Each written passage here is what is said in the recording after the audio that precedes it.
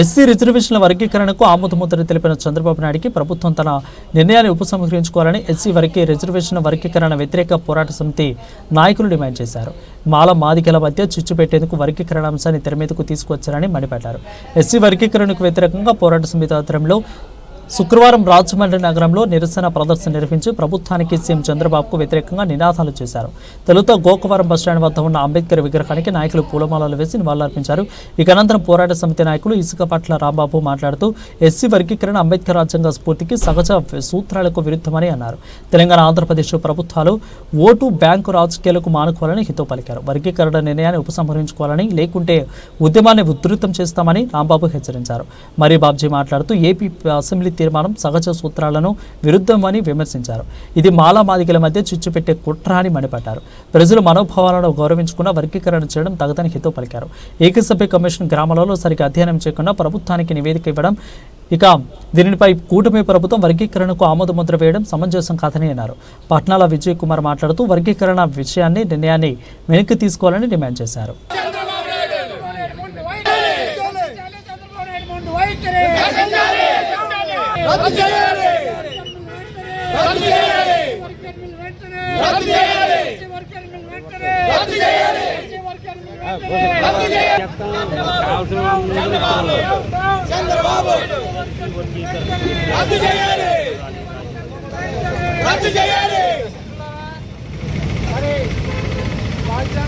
అప్పుడే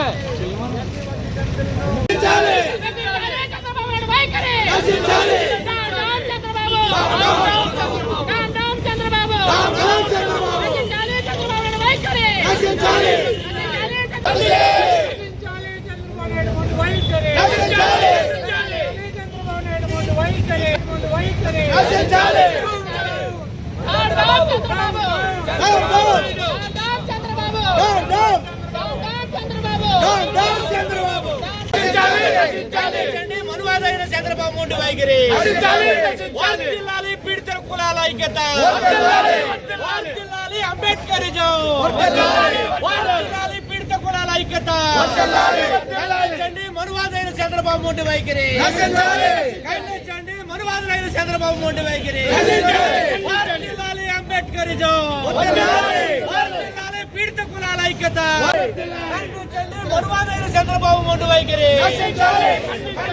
మనువాదైన చంద్రబాబు ముందు వైఖరి, పీడిత కులాల ఐక్యత,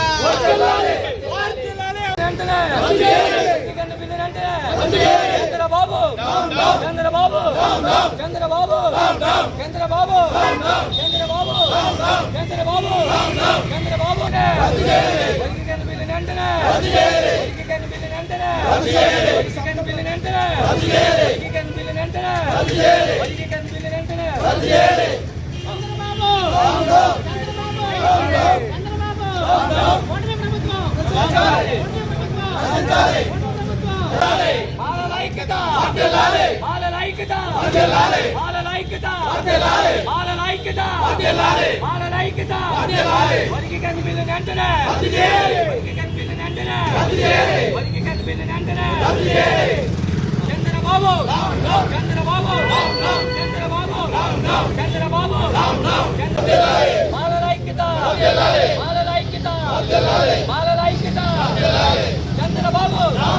చంద్రబాబు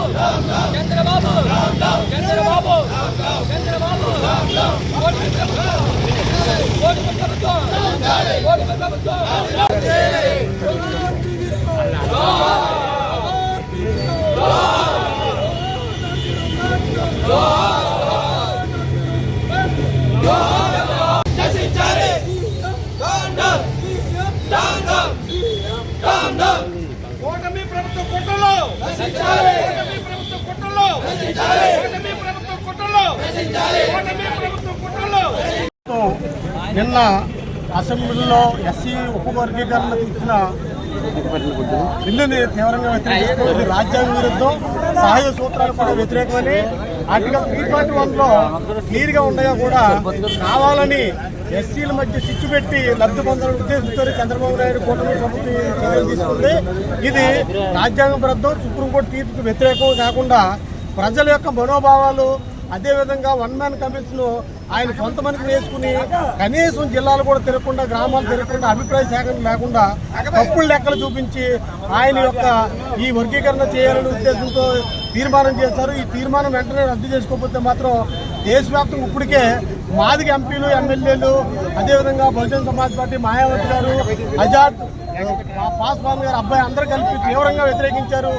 ప్రకాష్ అంబేద్కర్ కూడా వ్యతిరేకించారు. అయినప్పటికీ దురుద్దేశంతో కావాలని మాలమాదిల మధ్య స్విచ్ పెట్టాకే చంద్రబాబు నాయుడు చర్యలు తీసుకున్నాడని దీన్ని వెంటనే ఆపోతుందిగా లేని వల్ల మా యొక్క కోపాన్ని ఆయన చవి చూస్తారని సందర్భంగా తెలియజేస్తారు. ఈ సందర్భంగా గౌరవ పాత్రికేయులకు మీడియా వారికి నా యొక్క జైనీయులు మరి ఈరోజు జరుగుతున్నటువంటి సంఘటన చాలా అమానుషం, అక్రమం, అన్యాయం. ఎందుచేతంటే మరి ఈ వర్గీకరణ అనేది ఏ రకంగా చేశారనేది అర్థం కావడం లేదు. ఎందుచేతంటే కేవలం కుట్రతో చేసినటువంటి వర్గీకరణ తప్ప రాజ్యాంగపరంగా చేసింది కాదు. మరి రిజర్వేషన్ అనేది మరి అంబేద్కర్ గారు పెట్టింది యావత్ భారతదేశానికి సంబంధించింది. ఎస్సీలకు 22.5%, ఎస్టీలకు 7.5%. అలాంటిది 3 కులాలకి 4 కులాలకి పరిమితం చేసి సుప్రీంకోర్టు జడ్జిమెంట్ ఇచ్చిందంటే ఇది ఎంతవరకు సబోని మేము అడుగుతున్నాం. ఎంచేతంటే ఈ రిజర్వేషన్ అనేది మొత్తం యావత్ భారతదేశానికి సంబంధించింది. అలాంటిది ఏ రాష్ట్రానికి ఆ రాష్ట్రం చేసుకోవచ్చని జడ్జిమెంట్ లో రాయడం అనేది ఎంతవరకు సబు? రాజ్యాంగానికి వారు నిర్మాణం చేసినటువంటి వ్యక్తుల లేదంటే రాజ్యాంగానికి పరిరక్షించేటువంటి వ్యక్తుల అని ఈ సందర్భంగా మేము అడుగుతున్నాం పబ్లిక్ గా. వాళ్ళ మీద కూడా ఎందుకంటే ఎస్సీ అట్రాసిటీ యాక్ట్ లో 22 అభియోగాలు ఉన్నాయి. ఆ అభియోగాల కింద కూడా మాకు ఏమైనా అన్యాయం జరిగితే దానిలో సెక్షన్ 4 కింద కూడా అట్రాసిటీ యాక్ట్ పెట్టాలని మా హక్కు ఉంది. ఆ రకంగా కూడా ఎవరైతే మాకు అన్యాయం చేస్తారో దాని మీద కూడా మేము కేసు పెట్టడానికి మేము రెడీగా ఉన్నామని తెలియజేస్తున్నాం. ఈ వర్గీకరణ చెల్లదు, చెల్లుబాటు కాదు, అది చెల్లుబాటు కానివ్వం. అంతవరకు మేము పోరాటం కొనసాగిస్తాం. ఖండిస్తూ ఈరోజు ఎస్సీ వర్గీకరణ వ్యతిరేక పోరాట కమిటీ ఆధ్వర్యంలో ఇక్కడ నిరసన తెలియజేయడం జరుగుతుంది. ఈ సందర్భంగా ప్రభుత్వానికి, ఈ కూటమి ప్రభుత్వానికి ఈ ఎస్సీ వర్గీకరణ వ్యతిరేక పోరాట కమిటీ తరఫున హెచ్చరిక జారీ చేస్తున్నాం. ఎప్పుడైతే మరి ఈ మొట్టమొదటి ఉమ్మడి ఆంధ్రప్రదేశ్లో ఎస్సీ వర్గీకరణ బిల్లును ఎస్సీ వర్గీకరణ చేసిన తర్వాత దాన్ని సుప్రీంకోర్టులో కూడా మరి పోరాటం చేసి కొట్టివేయడం జరిగింది.